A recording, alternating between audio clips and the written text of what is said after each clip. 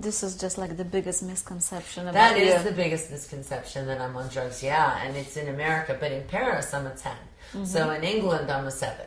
So the way, in terms of how I'm perceived, according to who I am.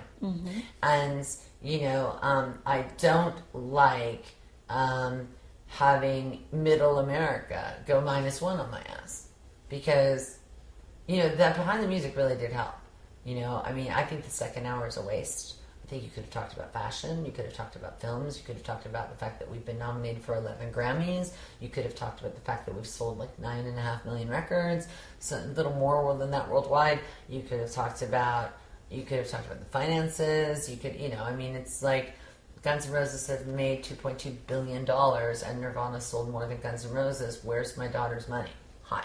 Yeah. Do you know what I mean? Why do I have a debit card? So on and so forth. And, you know, instead they sort of just namby-pambied it and made it into this sort of Valentine about live through this and Kurt, which is fine for the first hour. You're crying on the first hour if you watch it, but the second hour is just a waste. And, you know, I gave 45 pages of notes. They didn't have to interview anyone extra, just what to cut, what not to cut, what pictures to use, what made sense, yada, yada. Nobody did anything. And, you know, basically if you don't do it yourself, it's not going to happen. So spiritually, we were talking about, I was 21. I was walking down Melrose Avenue in LA. Somebody said, do you want to chant? And I said, sure, I'll fucking try anything. I'm game. I want to be enlightened and happy.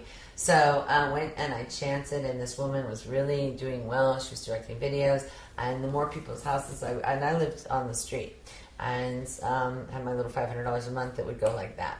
And I begged sometimes, I stripped sometimes, I worked on movies, and my first boyfriend's mom, who was no longer my boyfriend, would keep my checks. He's my only living boyfriend that won't talk to me. How about that shit? Jeff Mann won't talk to me.